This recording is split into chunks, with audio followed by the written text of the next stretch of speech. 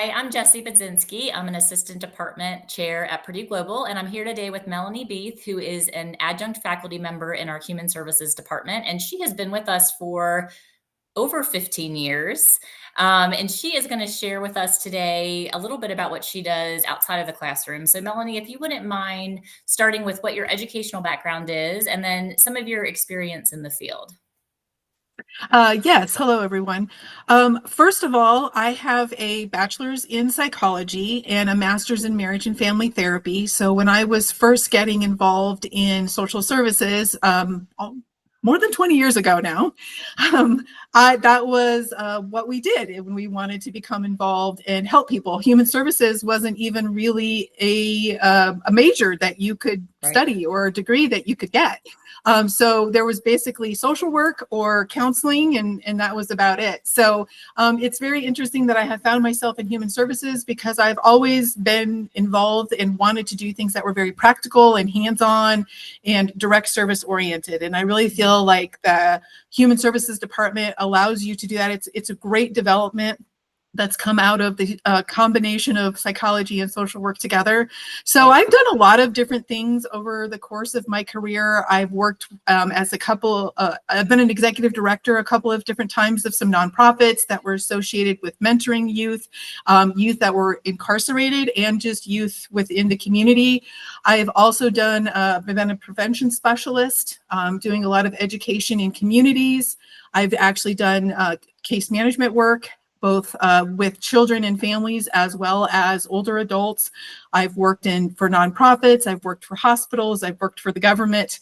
So I've kind of had an opportunity to do a variety of different things. And I've been teaching for a while too, which I really love, being able to share that experience and then also just continue to learn and grow with the students that I have and just hear about what they're doing and what new opportunities they're able to get involved in. So.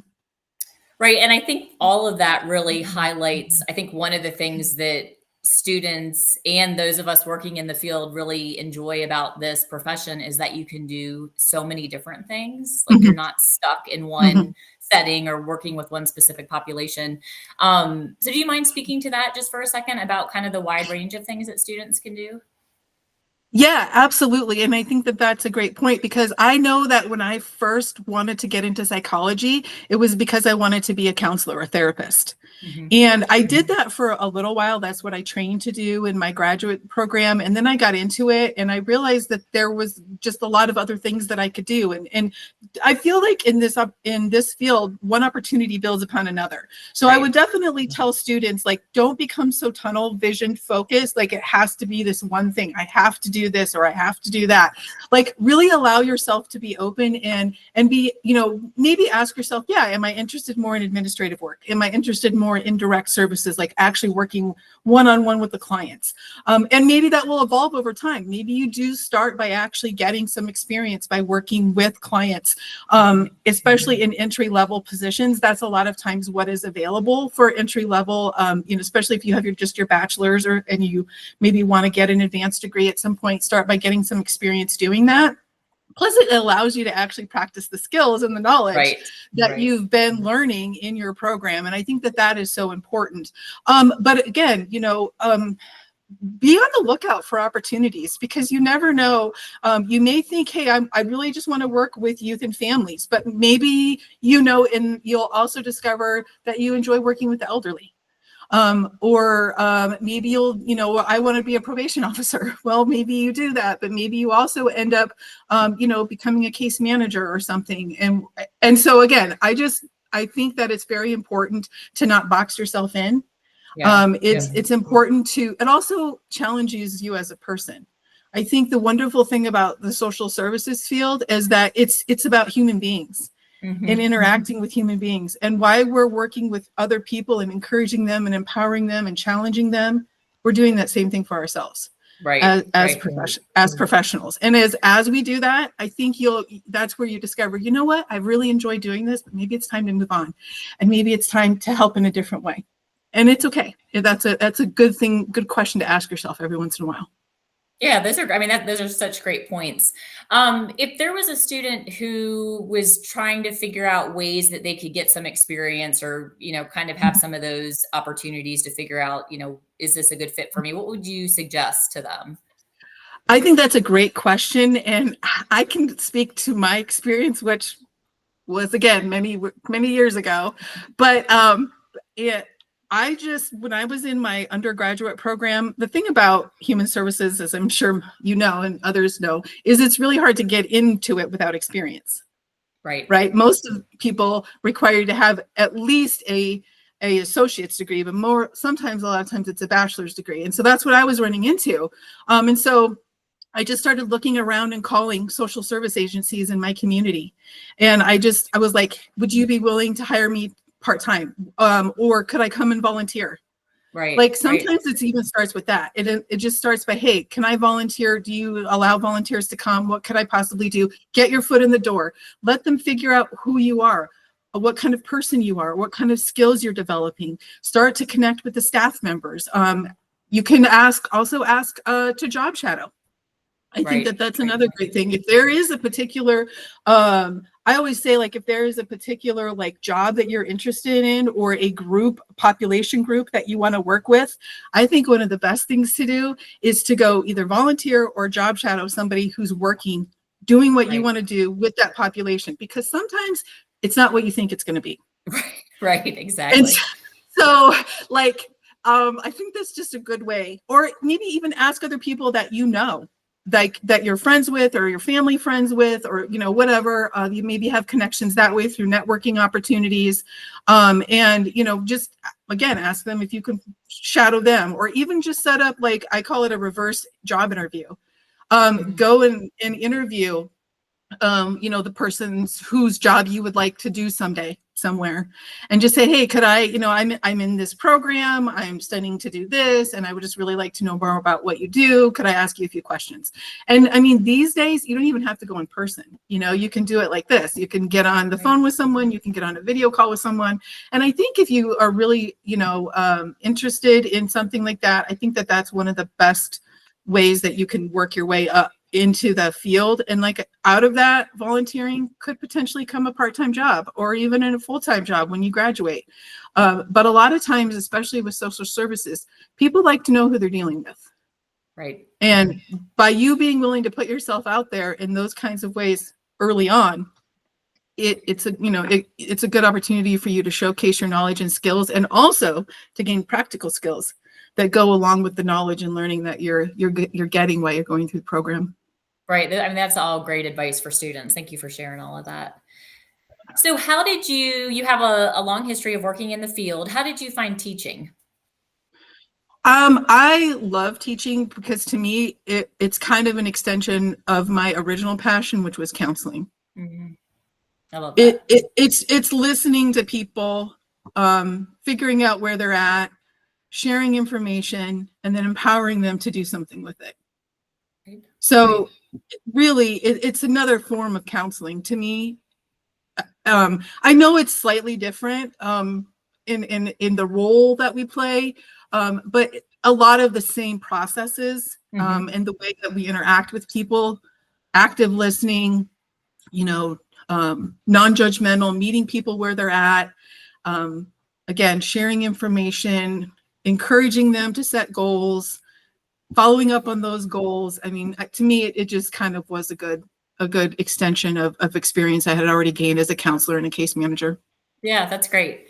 Do you have advice that you would share with students?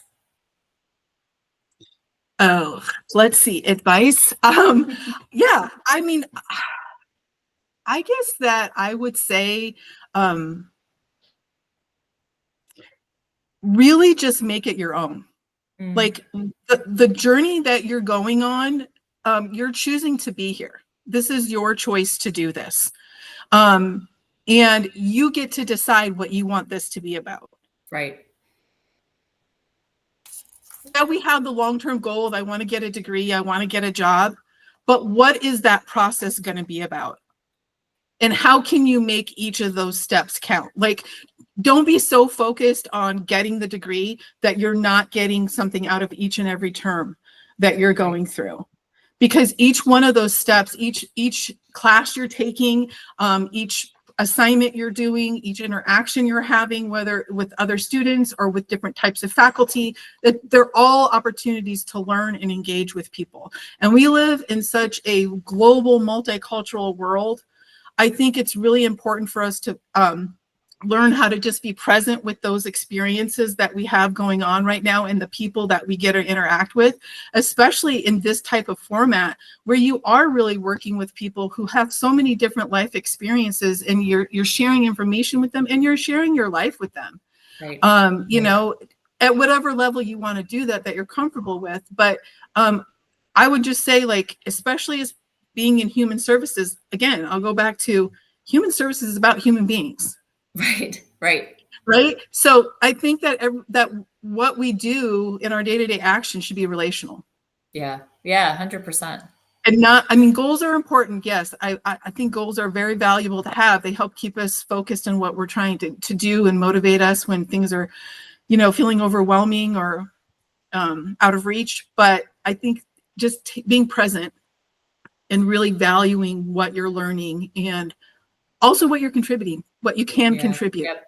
Yep. Because so many of the students that we have, which I just like love this atmosphere that we have right now, so many of the students that we have bring so much rich life experience. Right. And so you don't get to just learn from us, you get to learn from other people. Mm-hmm. You know, if you really let yourself do that. And I think that just helps cultivate that mentality of being a lifelong learner. Yeah, absolutely. That's great advice. Thank you for sharing that. Mm-hmm. Is there anything else that you want to share with students about your experience in the field? I would just say, you know, it is a constantly evolving, changing field. Like we started, you know, this discussion, I said human services did not even exist as a focus, as a major, as anything when I got into this field. And so that just makes you wonder what's to come. Right. And so, So again, true. right. So it just makes you wonder what's to come, and to be open to opportunity, be open to learning, and never stop challenging yourself. I think that is really important. As a professional in the field, we do want to maintain some level of reflection and introspection. We want to be challenging ourselves as people, because that translates into how we relate to others, and in challenging them and empowering them as well. But also, I would just say this to students, you know, be kind to yourself. Mm-hmm. Like you again, you've entered this amazing journey, and it's not always going to be easy. But be kind to yourself, because you're putting in the work. Yeah. You're putting in the effort. You're doing it. And I mean, and we don't know what everyone's story is, but you're here and you're doing it. You're showing up. And I think that's awesome. So don't forget to give yourself a pat on the back every once in a while, and congratulate yourself again for accomplishing those small steps along the way to the larger goal. Yeah. I think that's a perfect spot to stop. Great advice to students who are watching this. So thank you so much, Melanie, for sharing all your experience and advice with us. I really appreciate it. Thank you very much.